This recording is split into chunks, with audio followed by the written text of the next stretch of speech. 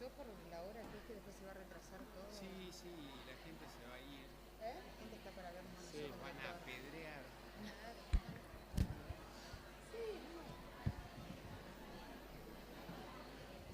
Buenas tardes.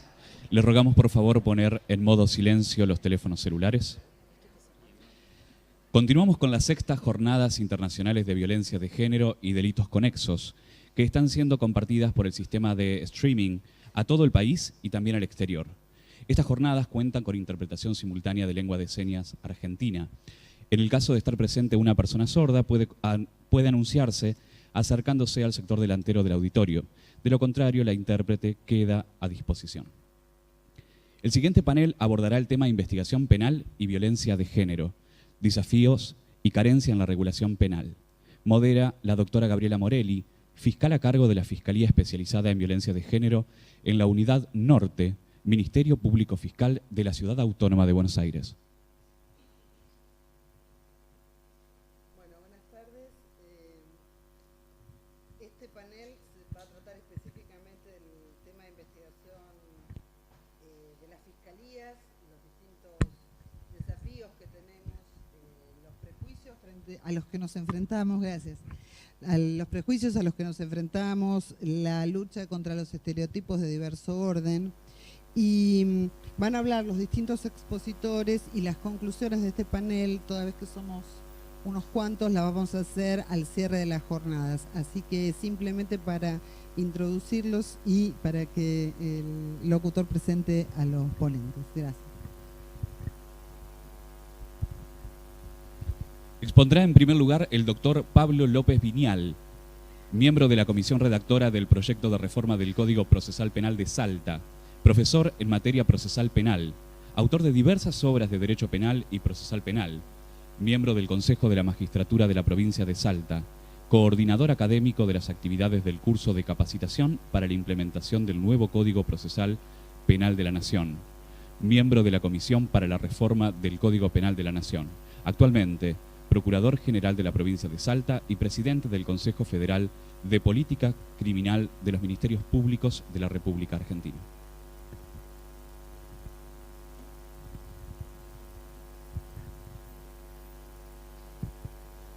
Buenas tardes.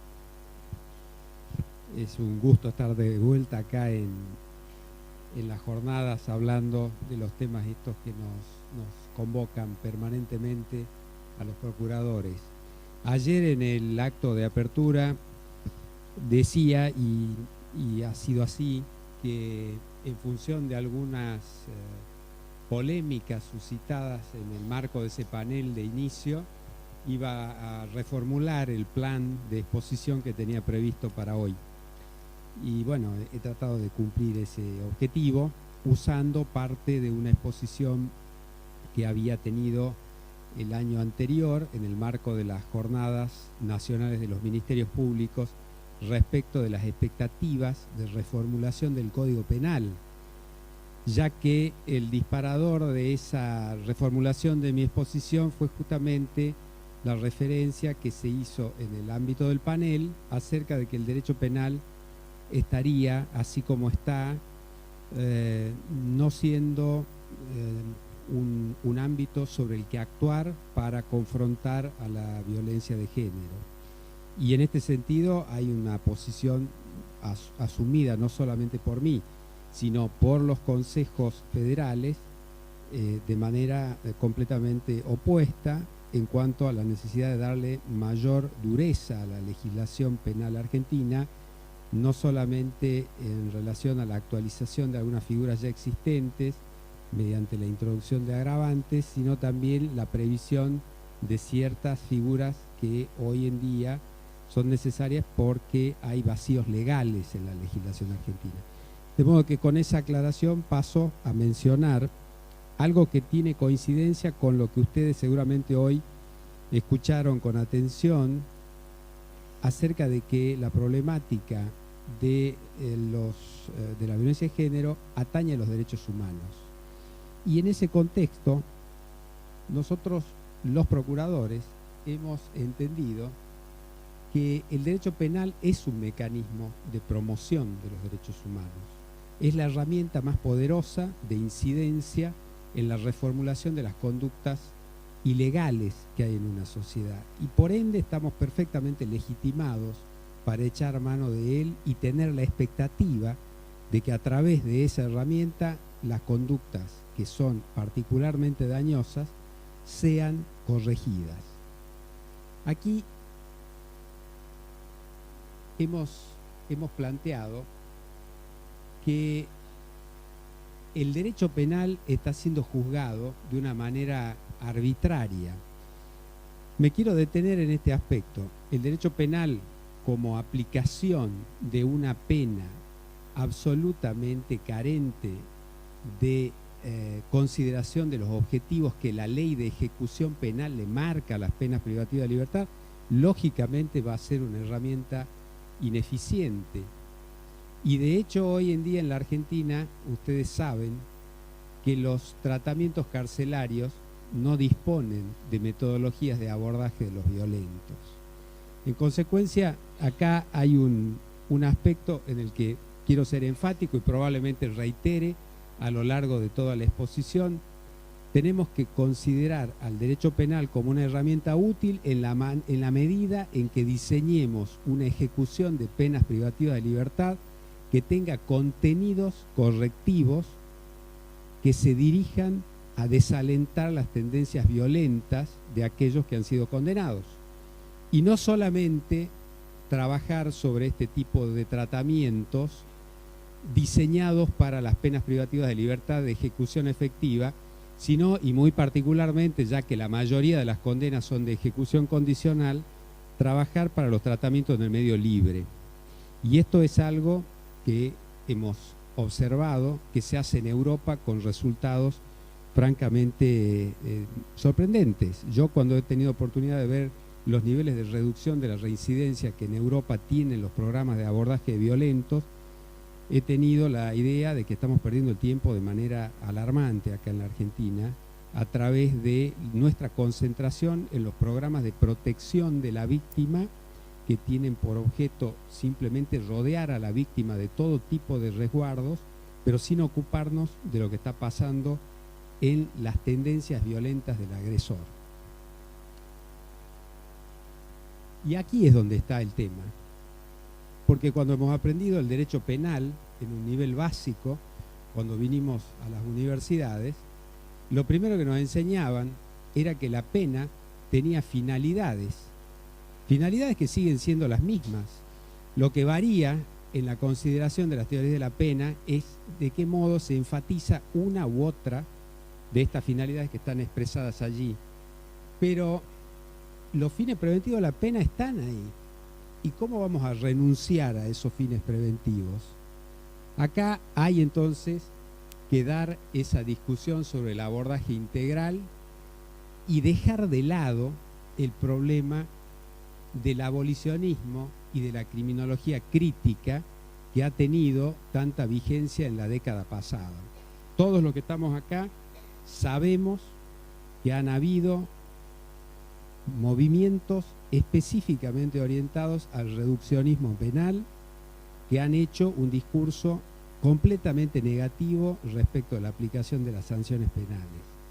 Si nosotros no cambiamos ese modo de ver las cosas, seguramente lo que ayer se decía en el panel acerca de un discurso pesimista sobre la aplicación de la ley penal como herramienta para la corrección de violencia de género va a seguir como está. Y nosotros vamos a seguir sin dar soluciones a una sociedad en un contexto en el que los fiscales, como decía el doctor Bonjanino, fiscal general de La Pampa, tenemos ni más ni menos que la responsabilidad institucional de hacer cumplir la ley penal. Hacer cumplir la ley penal con todo lo que ello implica en términos de sanciones que tengan el objetivo de satisfacer estos objetivos que la ley marca de manera explícita, los fines de la pena.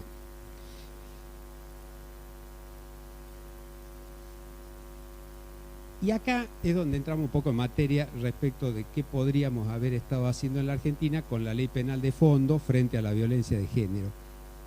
ahí hay un título que es bastante, intenta generar un golpe de efecto en el contexto de poco tiempo que tenemos acá, que es una toma de posición acerca de que la Argentina tiene una política criminal dormida en cuanto a la confrontación de la violencia de género por vía de la ley penal. Yo integro, como decían al presentarme hoy, una comisión que trabaja sobre una reforma integral del código. Pero el Congreso hoy en día tiene muchos proyectos de ley dando vueltas relacionados con la violencia de género, pero no hay un estudio para la introducción de un paquete sistemático de un gran número de ajustes que hoy necesita el código. Y eso lo hicieron los procuradores el año pasado. El año pasado los procuradores detectaron un gran número de normas que debían ser objeto de reformulación y lo presentaron al ministro de Justicia Garabano sin saber que se estaba preparando justamente la reformulación integral del código. Y ahí el doctor Garabano tomó esa propuesta y probablemente haya sido uno de los factores por los que se convocó a uno de los integrantes de los consejos federales a integrar la comisión que hoy trabaja en la reformulación integral del código. Pero lo cierto es que, como dice ahí, los legisladores del Congreso Nacional no han trabajado tanto en términos sistemáticos contra la violencia de género en los últimos años. Y ustedes saben lo que es la política criminal. La política criminal es la que dice qué es lo que hay que castigar y qué es lo que hay que considerar conductas relevantes, especialmente desde el punto de vista del daño a bienes jurídicos. Y eso nosotros no lo hacemos, nosotros los operadores judiciales no tenemos la responsabilidad de hacer eso. Lo único que hemos podido hacer hasta ahora es sugerir que hay necesidades que, como les digo, debieran ir siendo abordadas.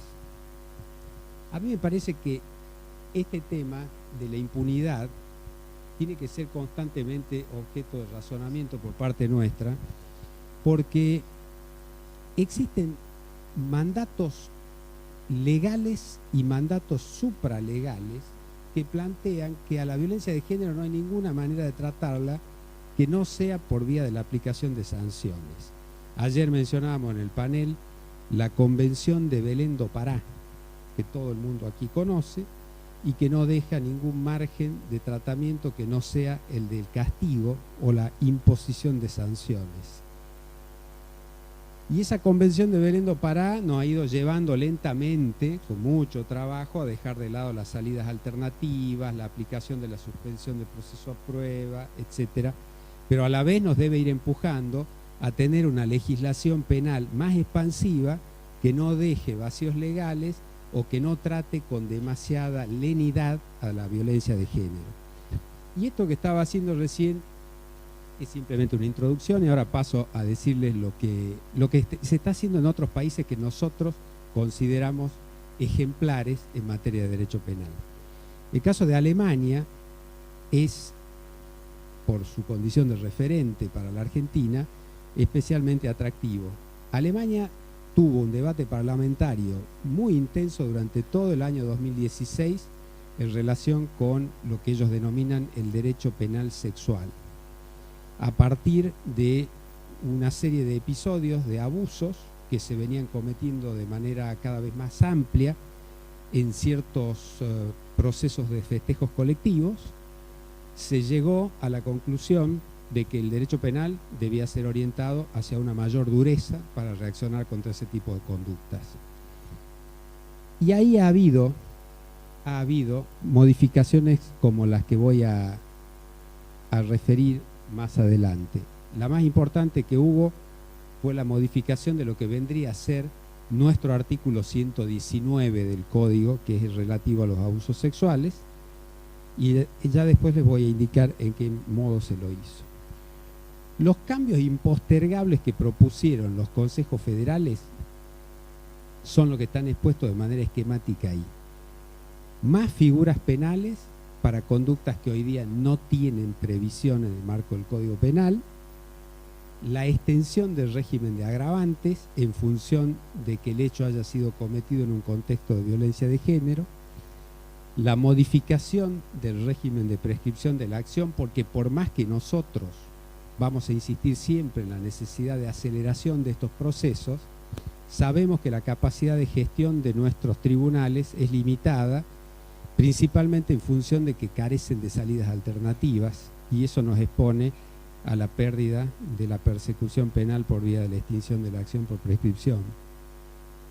La eliminación del requisito de la instancia privada, porque tenemos que discutir mucho sobre esto, si estamos diciendo que se trata de una violación de los derechos humanos y si estamos diciendo que la violencia de género atañe al interés público, podemos seguir manejándonos con los criterios históricos acerca de que determinada clase de hechos como las lesiones y los abusos sexuales van a seguir exigiendo para su persecución la instancia de la parte afectada.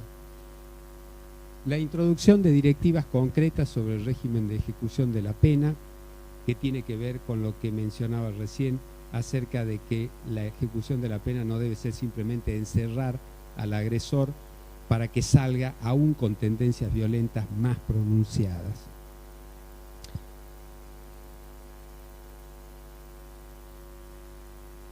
Y acá empiezan a aparecer las necesidades que todos sabemos ya, porque quienes están aquí por algún motivo están, porque están interesados en la materia, que hay hoy tendencias y hay proyectos a legislar sobre aspectos que tienen en la Argentina vacíos legales. Las nuevas tecnologías son fantásticas, nos ayudan a vivir mejor, pero también dan nuevas oportunidades para delinquir, dan nuevas vulnerabilidades para los usuarios de esas nuevas tecnologías. De manera que hay que ser especialmente cuidadoso en brindar una protección penal para los delitos de violencia de género que se cometen usando estas nuevas tecnologías. Y es cierto que las nuevas tecnologías no se usan solamente para agredir a las mujeres, pero también es cierto que desde el punto de vista estadístico, las víctimas más numerosas son las mujeres. Esto está en los lugares donde existe una capacidad de medición estadística seria, comprobado hasta el hartazgo. Y lo vamos a ver en otro modelo que traje de cuadro estadístico. El stalking, que es el acoso, es la primer figura que debiera ser introducida en el marco de la agresión de género por vía de nuevas tecnologías. Y en la Argentina indudablemente hay un vacío legal. Aquí lo que tenemos es un uso de la tecnología para generar una relación que la víctima no quiere. Si tenemos que describir de qué se trata esta figura, decimos que el acosador quiere una relación que a la víctima no le interesa. Y la quiere por distintas vías.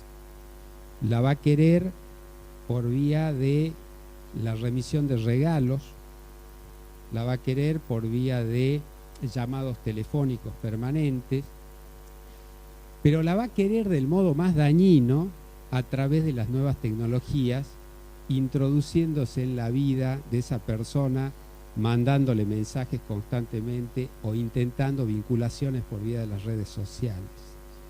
Por eso es importante que la Argentina rápidamente vaya a un desarrollo de la figura penal del stalking, que ya tiene en Europa y en Estados Unidos una vigencia bastante larga, y que si ustedes se interesan seguramente van a poder conocer que hay proyectos hoy en el Congreso de la Nación dando vueltas por ahí sin que nadie se decida a establecer este modelo de previsión de una conducta penal nueva. Lo que hay que saber, y para no temer la introducción de la figura del acoso, es que no comete este delito cualquiera que intenta una relación, sino aquel que la intenta en determinadas condiciones sostenidas, de modo que puede considerarse una intromisión inaceptable, incluso en condiciones que pueden llevar a un deterioro muy, muy profundo de la psiquis de la persona a la que se considera la víctima. Acá van a tener ustedes una muestra, yo más o menos se los comento así desde lejos, de lo que les mencionaba recién. Estas son mediciones estadísticas que se han hecho sobre el stalking en Alemania, y la columna que está arriba, la superior, es la medición estadística de cuántas son las víctimas mujeres. Lo ven claramente. El cuadro superior muestra niveles altísimos. En esa barra superior dice víctimas femeninas. Y los hombres no deben llegar al 20% prácticamente. Por eso esto tiene mucho que ver. Si bien cuando se habla del acoso o stalking no se está hablando de violencia de género en sentido puro, pero sí se está hablando en términos de dar una protección a un universo de víctimas mayoritariamente femenino. Y acá está otra cosa que ustedes conocen muy, muy claramente, porque forma parte hoy de una gran difusión en el marco de los programas del corazón, digamos así. Una cosa que se toma a veces en broma, pero puede derivar en afectaciones profundas para las personas que la sufren.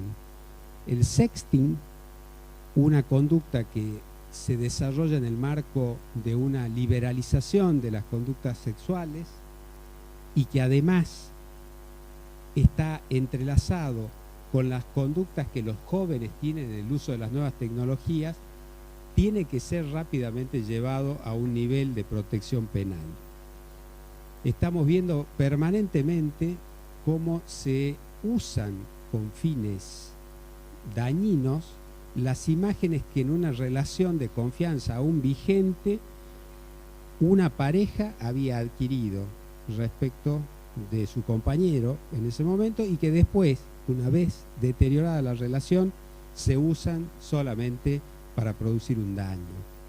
Y en ese sentido la Argentina hoy no tiene cómo reaccionar penalmente ni cómo proteger penalmente a la víctima que lleva este caso a los tribunales, que podría eventualmente intentar una reparación económica, pero no va a tener la respuesta contundente que es capaz de dar la justicia penal. Yo ahí he puesto que a mí no me parece que el artículo 153 relativo a la violación de secretos o divulgación de secretos dé una cobertura suficiente en este tipo de casos. Por eso necesitamos una previsión más concreta y más intensa. Voy a ir más rápido. Este es otro tema del que debiéramos ocuparnos. Los maltratos reiterados. Los maltratos reiterados, fíjense que yo estoy muy acostumbrado, y no por estar acostumbrado me genera menos desagrado, de escuchar que en un conjunto de foros en que he participado se habla de la mera cachetada. No sé si a ustedes les ha pasado, ¿no? Sí, bueno, cuando es simplemente una cachetada. ¿No han escuchado nunca esa expresión? Bueno, la verdad es que los maltratos, los malos modos, las agresiones y presiones constantes y las cachetadas, como les gusta decir a algunos, minimizando ese tipo de violencia física, cuando se ejecutan de un modo permanente, como lamentablemente ocurre en los marcos de violencia de género, son dignos de ser tenidos en cuenta a los fines de asignarles también una protección penal específica. Y esto no es un invento que estoy planteando acá, sino que existe previsto así en la legislación española, que es mucho más completa y más moderna que nuestra legislación penal en materia de violencia de género. Así que pienso que esto también debía ser objeto de actualización. Y aquí llegamos a los abusos sexuales. Los abusos sexuales que ustedes saben han sido objeto de una reforma recientemente que no hace más que generar algunas precisiones sobre la modalidad comisiva del abuso, de cuáles son las vías por las que se puede tener por consumado el acceso carnal. Esto ha salido hace 15, 20 días más o menos, pero curiosamente cuando tocaron el artículo 119 no hicieron más que eso. Y hay que saber que, igual que ocurrió en Alemania en el año 2016, el abuso sexual debía ser revisado desde el punto de vista de lo que pueden llegar a ser los últimos reductos de defensa de la violencia machista en cuanto a impedir cualquier género de interpretación que intente poner sobre la mesa la inexistencia de una resistencia seria. Esto forma parte de la historia del derecho, pero por ahí anda todavía en la jurisprudencia dando vueltas una posibilidad de que se considere hasta qué punto la víctima de un abuso sexual ejecutó una conducta que se oponía al avance del agresor. Y en este sentido, aquí vemos el derecho alemán como un ejemplo en cuanto plantea que cualquier conducta que exprese la voluntad ostensible de la víctima es suficiente, una vez que no se atiende por parte del agresor, para dar lugar a la configuración del abuso. Esto es un tema que puede llegar a dar lugar a planteos, de hecho los ha habido en el marco de la ciencia del derecho penal, diciendo que ese tipo de regulaciones después se presta a cualquier tipo de imputaciones, lo han hecho, que es difícil probar en el marco de una pareja, por ejemplo, porque esto está hecho para los abusos que se cometen principalmente en el marco de las parejas.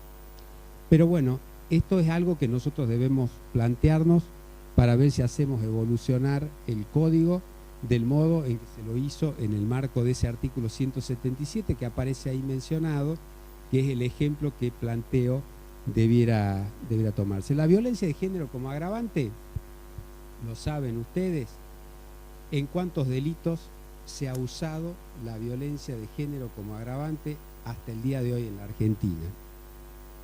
A ver. Sí. En las lesiones derivadas por reflejo. ¿Y las amenazas? ¿Y por qué no? La pregunta es ¿por qué no? Y además, si sabemos que la estadística marca que la enorme mayoría de los casos de violencia de género va por ahí. Entonces, indudablemente hay que expandir la agravante de violencia de género desde los delitos que podíamos llamar de orden físico a los delitos de intimidación, como las amenazas, las coacciones.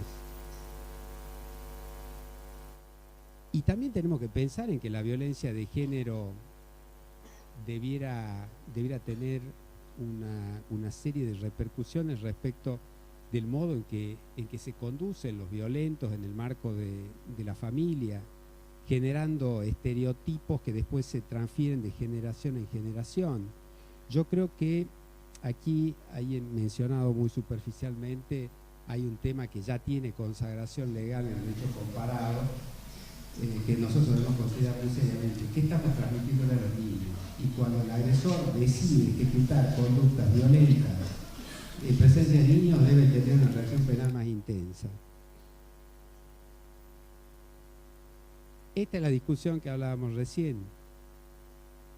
La verdad es que si nos vamos a poner a sacar interpretaciones sobre el artículo 72, porque ustedes saben que el artículo 72 dice o deja abierta una puerta para los supuestos en que media interés público. ¿Lo recuerdan? Que este tipo de conductas a las que se refiere, que son unos cuantos delitos, van a necesitar la instancia de parte salvo que medie interés público. ¿Cuántos tribunales en la Argentina habrá en condiciones de decir por vía interpretativa que el interés público al que se refiere el artículo 72 se encuentra configurado cuando hay violencia de género? ¿Qué piensan ustedes? ¿Habrá muchos? Yo creo que hay muy pocos. Podríamos intentar la interpretación, pero es difícil que la consideremos llevada a un nivel de expansión como el que se necesita, y por eso también creo que hace falta una reforma legal. Acá ya algo anticipé de lo que nos está pasando con la prescripción de la acción penal. Lamentablemente hay que reconocer que se prescriben bastante los delitos de violencia de género cuando se hacen imputaciones por casos de lesiones leves o de amenazas. Así que habría que ver si se generan regímenes especiales de duplicación del plazo de la prescripción o algunos otros factores que impidan la impunidad. Este es un tema que genera bastante inquietud y, bueno, para demostrar que esto es una improvisación, lo que estoy haciendo acá, me voy a dirigir a vos, que sos el que me lo propusiste ayer en medio de ese brindis que estábamos haciendo. ¿Qué está pasando con la violación de las órdenes de restricción? Sí, vos me lo preguntás. ¿Qué está pasando? ¿Qué estamos haciendo con la violación de las órdenes de restricción? ¿Nos estamos conduciendo de una manera seria? ¿Estamos reaccionando con todos los canales posibles? ¿O también acá hará falta que hagamos un ajuste del derecho penal? Ayer me lo planteaba,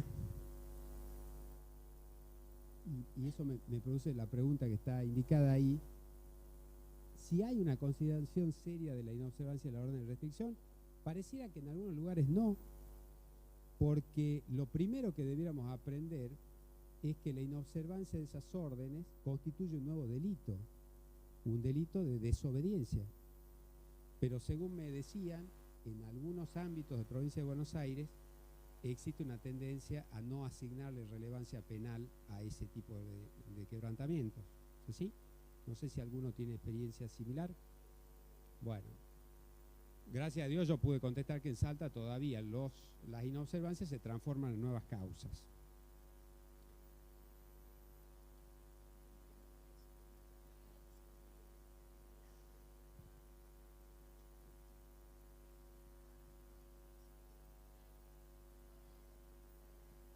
Sí.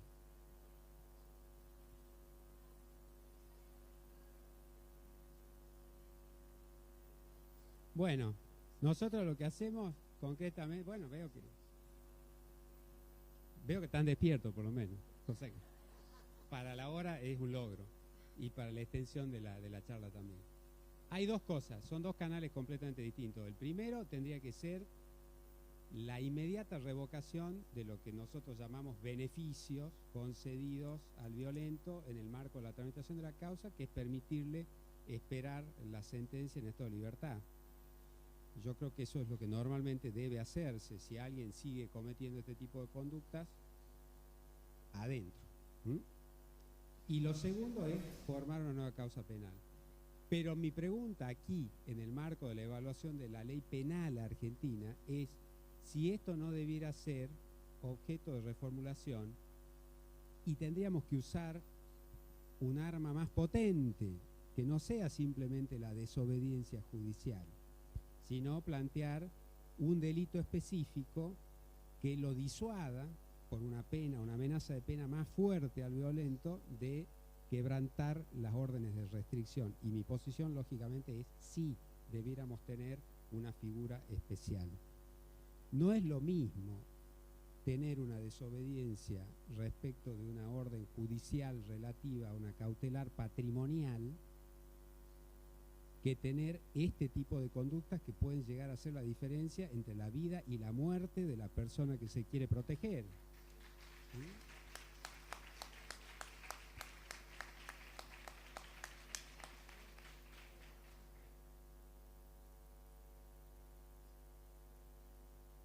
Y acá voy a cumplir mi compromiso con la doctora María Fernanda Rodríguez, que ayer me pidió que hable del MAI. El MAI, que es el modelo de atención integral. Levanten la mano los que no saben lo que es el MAI. Bueno, entonces sí hace falta que hablemos del MAI. El MAI, primero que nada lo quiero poner en contexto de dónde se lo está tratando y para qué. Y lo digo desde una perspectiva federal, porque soy procurador general de una provincia, y generalmente cuando se hacen cosas desde un ámbito centralizado, como son estos proyectos que hoy lleva adelante el doctor Garabano en el marco del programa Justicia 2020, a veces los provincianos miramos como diciendo, ¿qué nos quieren hacer? ¿No? Es decir, ¿qué nos van a querer llevar? En ese sentido yo estoy muy tranquilo. Primero porque la comisión que trabaja en el MAI tiene un componente federal, tiene varios integrantes de provincias. Aquí hay una tucumana, está la doctora Svart, que es integrante de la Corte de Tucumán, hay representantes de la Corte de Córdoba, y somos bastante variopintos en ese sentido, ¿no? Así que está garantizado el federalismo en el marco de la comisión. Y lo que también debo dejar aclarado que se quiere hacer no es imponer un código ya completamente definido al que las provincias podrían adherir por vía de una ley provincial, como se ha hecho en otros casos, como la de federalización de estupefacientes, etc. Acá lo que se va a hacer es trabajar sobre un modelo de gestión judicial de alta calidad que las provincias podrían mirar como modelo, como se dice allí, para actualizar sus propias realidades. Yo tengo la certeza de que esto es lo que hay que hacer en la Argentina, porque tenemos una pésima gestión judicial de la violencia de género. Aún habiendo evolucionado como lo hicimos, hemos trabajado mucho, tenemos ya operadores sensibilizados, en muchos casos tenemos fiscalías de violencia de género, vamos indudablemente dejando de lado esa etapa infantil del desarrollo de la justicia argentina frente a la violencia, pero nos falta muchísimo, nos falta tanto que acá va el primer pincelazo. Fíjense lo que nosotros llamamos modelos de justicia de género en la Argentina, si no son casi nada más que un abordaje cautelar del problema de la violencia. Los que tienen en la mayor parte de las provincias leyes relativas a la violencia de género y a la intervención judicial sobre la violencia de género, lo van a poder revisar y van a tener que reconocer hasta dónde llega esa ley, hasta lo cautelar. Y lo demás, lo demás, que vaya por allá el proceso penal y aquel otro proceso en el campo del juzgado de familia. Y estamos en ese contexto sometiendo a las víctimas a 3 niveles de intervención judicial convergentes, que además no tienen buena relación.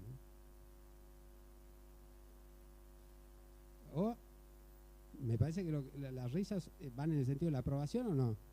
Bueno, entonces, nos hagamos cargo de la revictimización en un contexto concreto. Ayer hablábamos con Luis Sebasco y hoy volvíamos a hacerlo en el almuerzo. El concepto de revictimización hay que usarlo en su justa medida. Es para esto que hay que hablar de la revictimización, de la no revictimización.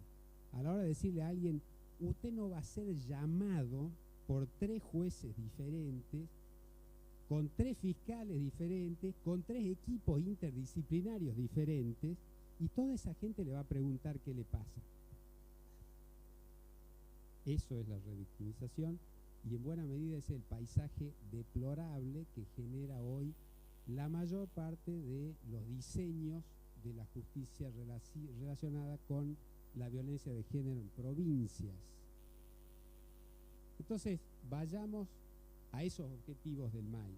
Concentración del abordaje contra la revictimización. Y concentración de la información también, porque fíjense el deterioro que tiene la intervención judicial cuando se producen estos campos aislados. Vamos a tener decisiones de mucho menor calidad por fragmentación de la información. Y hasta podemos llegar a tener algo peor, que es la emisión de decisiones de carácter contradictorio. Entonces, ahí aparece ese gran objetivo, que es el conocimiento del caso por un solo juez. un solo juez, que ustedes me van a decir, ¿y quién es ese juez? Es decir, el juez de Dworkin, el juez Hércules, ¿dónde se consigue ese juez? Bueno, esa es una pregunta interesante de cara al MAI. Me va pareciendo que ese juez no son los jueces que tenemos. Voy empezando a aceptar que no quiero oír el discurso de que los jueces penales me digan yo no quiero ser ese juez porque no sé nada de civil, y que los jueces civiles me digan yo no quiero ser ese juez porque no sé nada de penal. Así que en algún punto hay que aceptar que la aplicación del MAI va a obligar a procesos de búsqueda del perfil adecuado de un nuevo juez integral sobre la violencia de género. Y eso posiblemente para muchos de ustedes aleje muchísimo el objetivo de cumplimiento del MAI. Pero eso depende de cuánto nos tomemos en serio en la Argentina los problemas que tenemos. Yo quisiera no rendirme en esta primera etapa y asumir que podemos lograr la búsqueda de ese juez y hacer lo que tenemos que hacer. El MAI tiene un sistema de evaluación de riesgo temprano, es interesante. Acá también hemos charlado mucho sobre lo que estamos haciendo con la evaluación de riesgo en las provincias. Voy a tirar simplemente una idea. Modelos de evaluación de riesgo absolutamente preciosistas, con intervención exclusiva de profesionales. Tarde, llegan tarde. La toma de decisiones normalmente se hace sin tener un compás con lo que dicen esos equipos interdisciplinarios.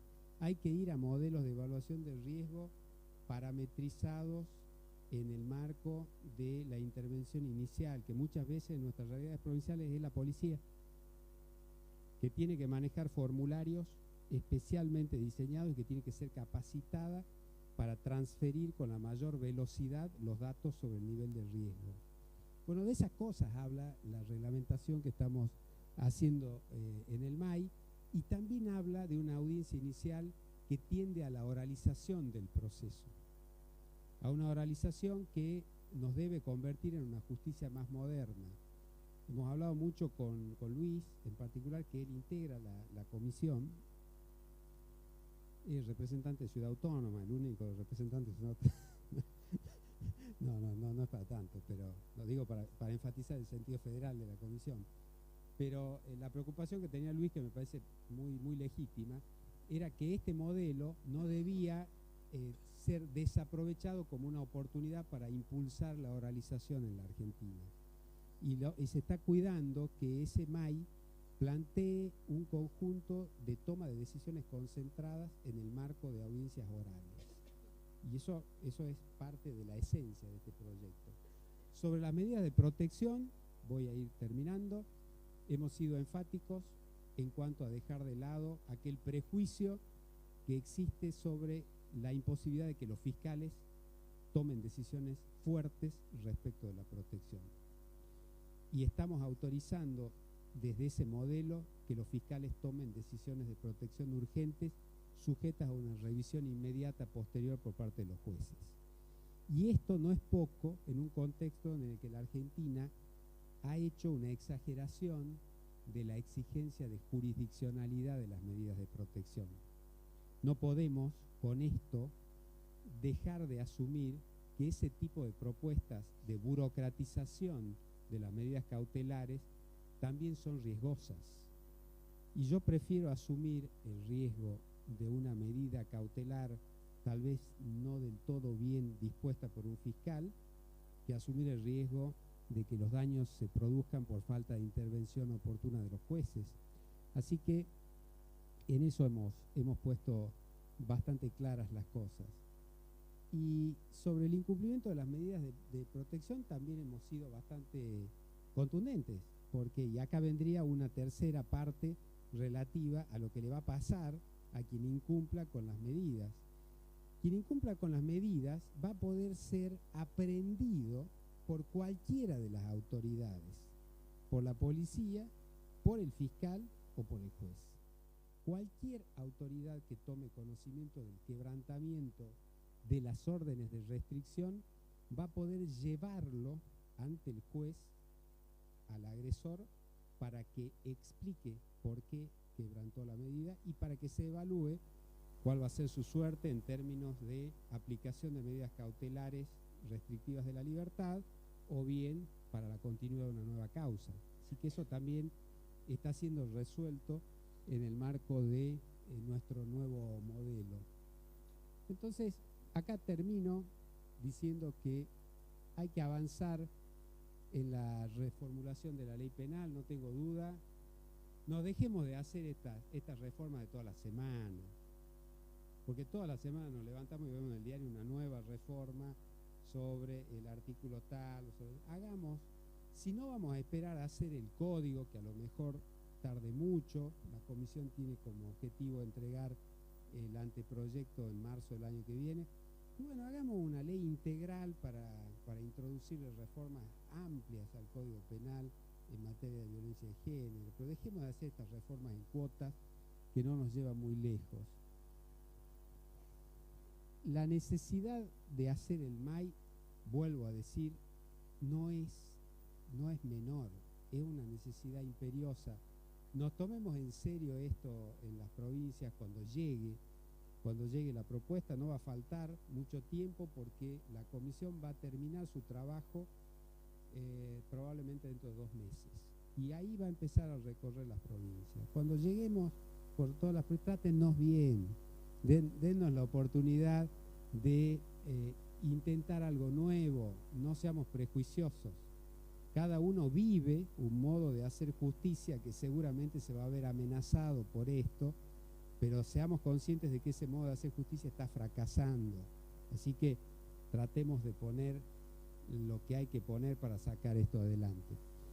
Y ahí al último quería decir algo. Yo creo que el federalismo a nosotros muchas veces nos juega una mala pasada, principalmente porque las provincias somos muy distintas, tenemos recursos muy diferentes, posibilidades muy diferentes.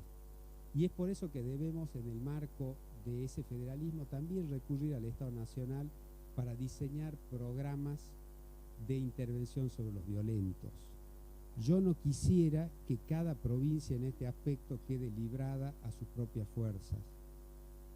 En la provincia de Salta tenemos la posibilidad de iniciar una serie de contactos con autoridades de Europa que ya han hecho ofrecimientos incluso, pero a mí no me parece que debiéramos iniciar en solitario este tipo de modificaciones, y por ese motivo ya se le ha pedido a la secretaria de Acceso a Justicia, a la doctora Rodríguez, que dé inicio a un sistema de adiestramiento de operadores que va a tener que pasar por todas las provincias enseñando qué hacer con los violentos en el marco de la condena. Hoy en día en la Argentina no existe experiencia ni existe conocimiento de cómo llevar adelante ese tipo de prácticas. No son prácticas difíciles, están homologadas a nivel internacional en el hemisferio norte, y yo creo que este es un tema en el que el Estado Nacional y las provincias debemos trabajar desde ahora en adelante de manera muy seria. Así que esto es lo que tenía para decirles rápidamente, y disculpen la poca organización, pero ha sido así que se han planteado las cosas. Gracias.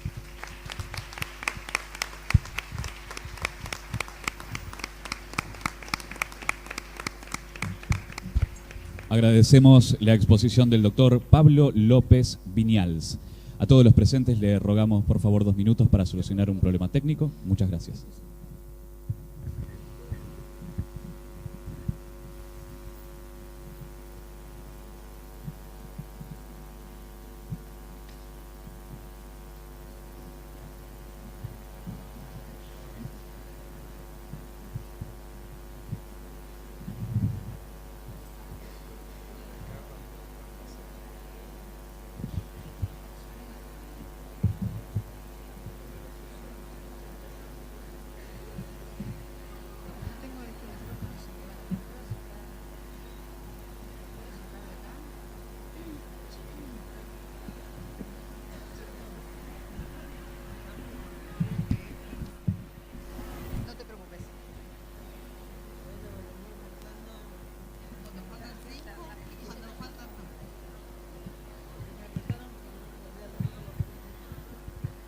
arrancamos. Era interesante. Uno se enganchó. No, vamos a hacerlo muy...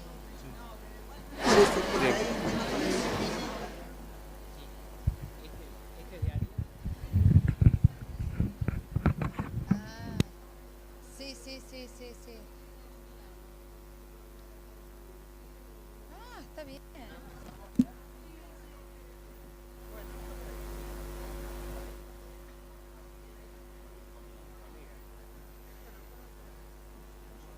Sí. Nos sacamos de encima, ya está, quedamos las chicas lindas nada más en la mesa. Bueno, ahí está. Entonces para que esto lo vamos a pasar por acá. Ahí. Así después lo vamos pasando.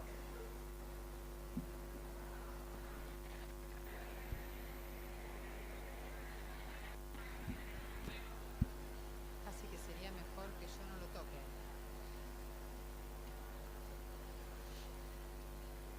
No sé, la señal de la credibilidad.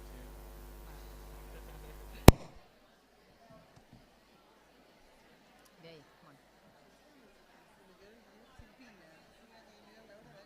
Sí, si nosotros tenemos puesto el cronómetro acá, y ahora lo prendemos. Se olvidó el coso, parece.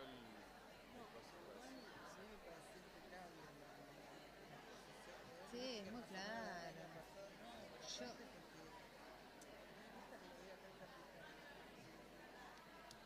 Porque acá no tienen la misma concepción que en otros lugares. Esto que hablábamos.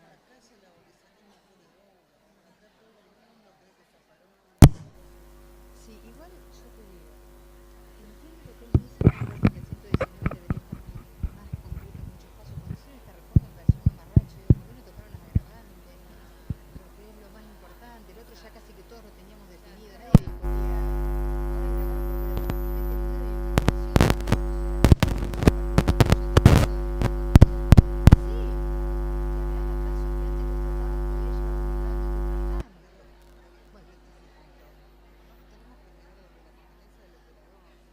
No, lo que a veces me preocupa es que todo eso tiene que estar grabado, pero es como la ley Bloomberg.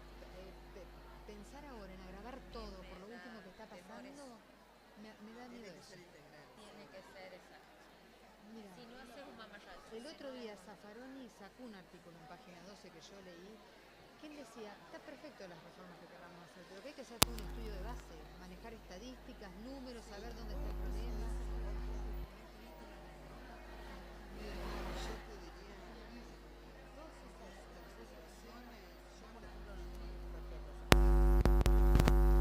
Está, pero está bien, pero hablemos del trabajo de campo. No, pero esto postura, está bárbaro.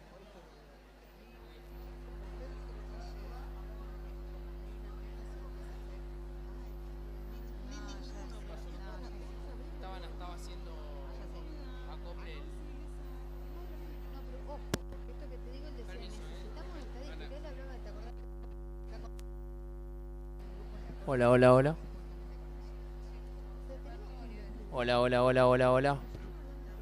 Probando. Hola.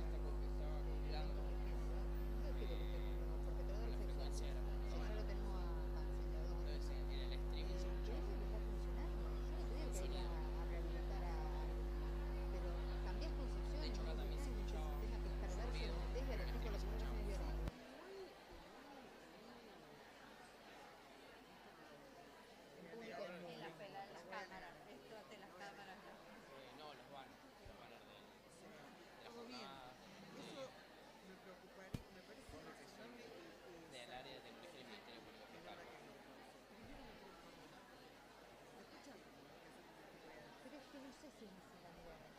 Porque el problema lo tenés de parte de ellos, la víctima no genera el problema lo ¿Quién genera elige otro violento?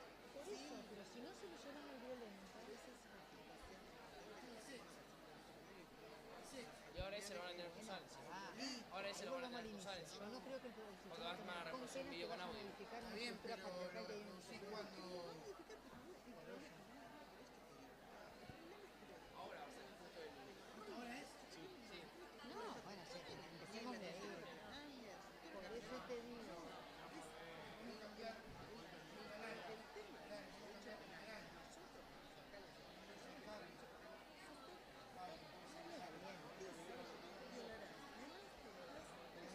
A mí me parece que desde un lugar tan punitivista de todo, porque lo está usando como un medio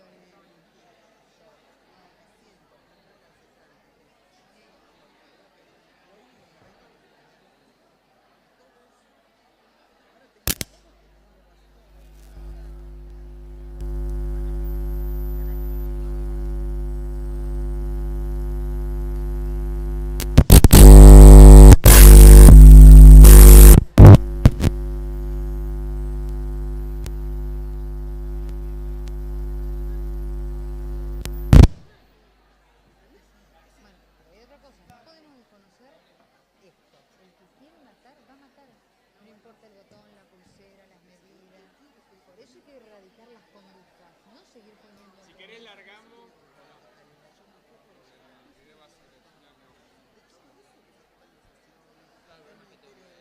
Sí, bueno, eso también es lo que hay que cerrar. Nosotros no podemos... Tuviste que ayer, vos estuviste con Flor... No, vos estuviste con Flora, que si no le eches la culpa, no tires la pelota para afuera.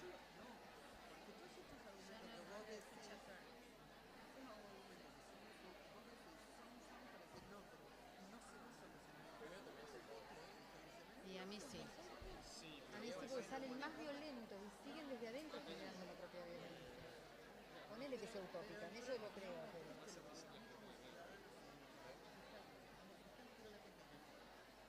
Yo no sé si yo, a ver, te hablo desde mí, yo no sé si yo puedo escindir mi faz privada de mi faz pública. O sea, no, por eso, vos me decís, yo como persona, pienso una cosa como fiscal otra.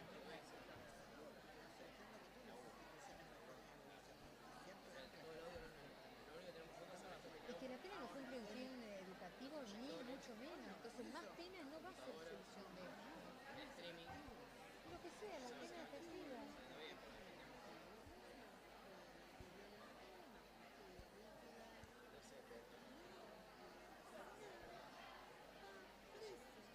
Bueno, pero mirá, está bien, pero mirá que distintas realidades, está bien, pero nosotros en La Pampa eso ni lo discutimos, es por lo que te digo. Bueno, claro, ahí porque es un tema de entorno. Tenemos Vos ves dos que o algo tres se casos que han sensibilizado mucho a los jueces tienen miedo de los juicios políticos. ¿Cuál es? Toma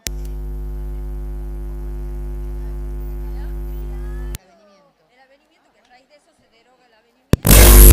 y la mató a cuchillazo, ¿me entendés? Acá nadie te dice que no. Vos le decís, dejala que pero bueno, a ver, esto también nos vale. Mirá que le pasan cosas a ustedes, pero nadie se sensibiliza.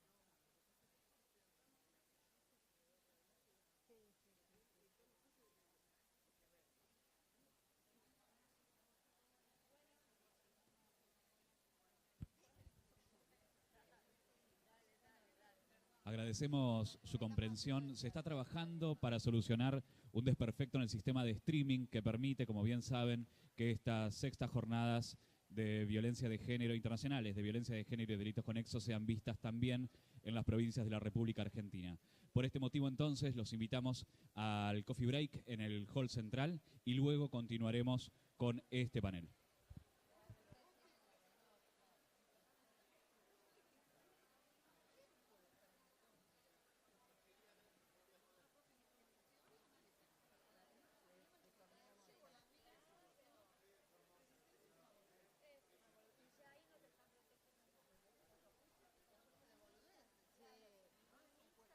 quería ver, pero no voy a poder. Tenemos que irnos a la reunión. Bueno, vaya, doctor, no se preocupe que esto queda todo registrado en audio.